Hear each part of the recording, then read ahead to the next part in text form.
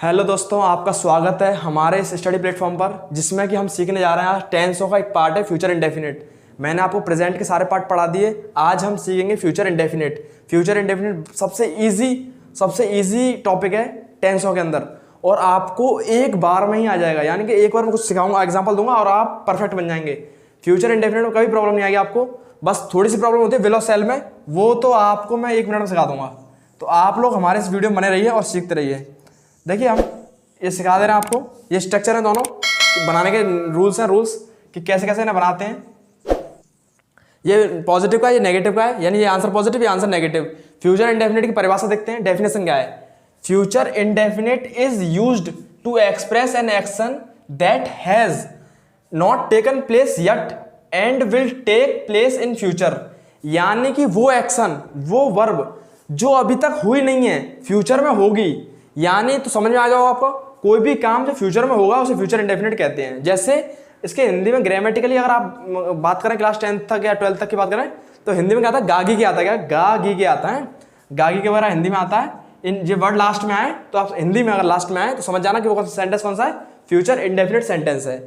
अब बात करते हैं, परिभाषा समझ में आ गई होगी, मेरा जो मैंने बोला वो समझ में आ गया होगा। अब इन्हें बनाएंगे कैसे, how to make this sentence. देखो प्यारे, सब्जेक्ट आपको पता है क्या होता है, जो काम करता है वो सब्जेक्ट होता है। यहाँ पे मॉडल वर्ब है, ये क्या मॉडल वर्ब, विल और सेल। याद रखना, एक बात मैं मॉडल वर्ब के ऊपर पूरी वीडियो बनाऊंगा। जब भी मॉडल वर्ब सेंटेंस के अंदर आती है तो वो हमेशा V1 लेती है। क्या लेते हैं, V1, यानी एक्शन की फर्स्ट फॉर्म आती है, यानी वर्ब की फर्स्ट फॉर्म आती है। ऑब्जेक्ट आपको पता होगा क्या होता है, सिंपल सी बात। अब मैं 4 एग्जाम्पल दूंगा, आपको पूरा क्लियर हो जाएगा, एकदम क्लियर हो जाएगा।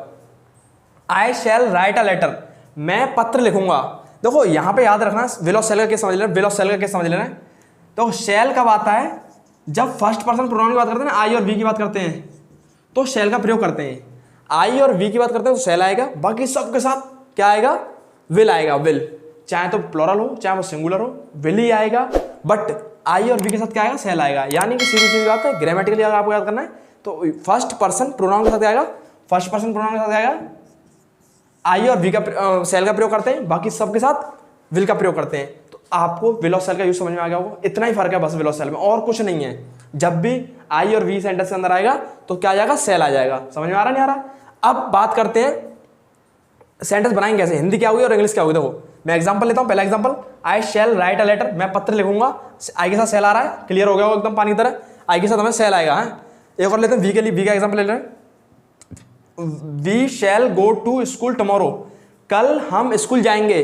देखो एक्शन कर ली तो एक्शन फ्यूचर में हो रहा है, तो फ्यूचर मतलब यहाँ पे जो डेफिनेशन दी ना फ्यूचर इंडेफिनिट की, कि कोई भी एक्शन अभी तक हुआ नहीं वो होगा, तो वो फ्यूचर इंडेफिनिट कहलाता है। तो आपको समझ में आ रहा होगा कि ये कल स्कूल जाएगा, मानी अभी तक एक्शन हुआ नहीं, जाने का एक्शन अभी तक हुआ नहीं, अब होगा इन फ्यूचर।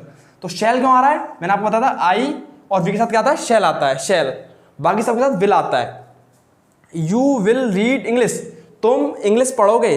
अब तुम इंग्लिश पढ़ोगे, इसके यू के साथ विल आ गया। देखो यहाँ सिंगुलर प्लूरल का केस नहीं है, यहाँ केस क्या है, केस है कि आई और वी के साथ ही सेल आएगा, बाकी सबके साथ विल आएगा। अब क्लियर होगा, विल और सेल में कभी अटकोगे नहीं आप लोग, कभी आप लोगों को कंफ्यूजन नहीं होगा विल और सेल के बीच में। अब बात करते हैं, he will go to market, वह बाजार जाएगा। He will go to market, तो ही के साथ विल आ गया, यू के साथ विल आ गया, और जबकि आई के साथ और वी के साथ सेल आ गया। खत्म कहानी, आपको समझ में आ गया होगा मेरे हिसाब से। अब मैं बात करता हूँ नेगेटिव की। आंसर नेगेटिव, आंसर पॉजिटिव ये हो गया, आंसर नेगेटिव बात करते हैं। आंसर नेगेटिव कैसे देते हैं, जैसे सब्जेक्ट होगा, विल सेल आएगा, नॉट आ जाएगा। बस क्या नॉट, क्या चीज नहीं आ गई, नॉट नया आ गया। क्या नया आ गया, नॉट। V1 आएगा, ऑब्जेक्ट आएगा। समझ में आ गया होगा आपको। कुछ नहीं है कुछ। इंग्लिश को लोगों ने डिफिकल्ट बना दिया। English is not a difficult language. आप लोग बस फॉलो करो, वीडियो देखो, सीखो, प्रैक्टिस करो मेरे साथ। मैं प्रैक्टिस सेशन लेके आऊंगा और आप ना इंग्लिश के मास्टर होगे, master, believe me. A boy will not play football, एक लड़का फुटबॉल नहीं खेलेगा। ये समझ, बॉय के साथ क्या आएगा, विल आ गया है। Mohan will not eat pizza, किसी भी नाम के साथ, एक नाम हो या दो लोग आ रहे हो, एक आ रहा हो, विल ही आएगा। विल में कन्फ्यूजन खत्म कर लेना आप लोग। Mohan will not eat pizza, Mohan pizza नहीं खाएगा। They will not teach you, वे तुम्हें नहीं पढ़ाएंगे। They will not teach you, वे तुम्हें नहीं पढ़ाएंगे। समझ रहा है, यू ऑब्जेक्ट है यहाँ पर, तो विल आ गया। दे के साथ ही विल आ रहा है। She will not come tomorrow, वह कल नहीं आएगी। तो देखो विल सी के साथ ही विल आ रहा है, और कम माने आना, वह कल नहीं आएगी। सी विल नॉट कम टुमारो। मेरे हिसाब से, अकॉर्डिंग टू मी, ये आपको समझ में आ गया होगा। अब हम नेगेटिव यानी क्वेश्चन सीखेंगे, इंटरोगेटिव सीखेंगे, इंटरोगेटिव के लिए सीखेंगे। उसके बाद फिर हम अगली वीडियो बनाएंगे, मतलब फिर इसकी प्रैक्टिस भी करेंगे।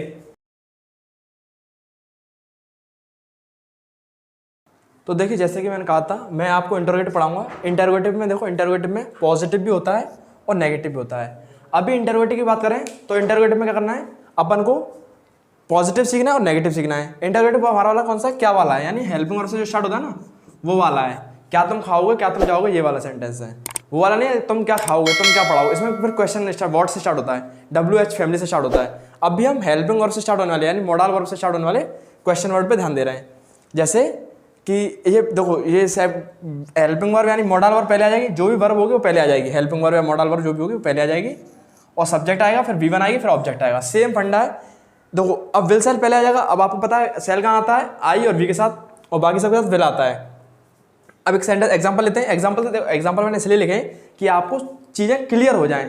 4 एग्जांपल आपके लिए बहुत है, इनफ है। अगर आप 4 एग्जांपल पढ़ते हो और 10 अपने आप बनाते हो, मैं पूरा कोर्स कर रहा हूँ, नीचे हिंदी चली हुई आएगी आपकी, तो मैं जो बोल रहा हूँ उसकी हिंदी नीचे लिखी हुई आएगी। तो जैसे मैंने कहा कि क्या तुम जाओगे, will you go to Delhi, इसकी हिंदी क्या होगी, क्या तुम दिल्ली जाओगे। अब अगला एग्जाम्पल लेते हैं। देखो यू के साथ विल आता है, तो क्लियर हो गया होगा आपको, कोई दिक्कत नहीं है, ईजी है टॉपिक है। विल राम प्ले फुटबॉल, क्या राम फुटबॉल खेलेगा।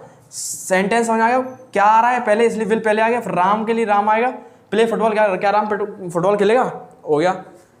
शैल we speak English, shall we speak English, इसका मतलब क्या है, क्या हम इंग्लिश बोलेंगे। बिल्कुल बोलेंगे, अगर आप प्रैक्टिस करोगे तो बोलोगे।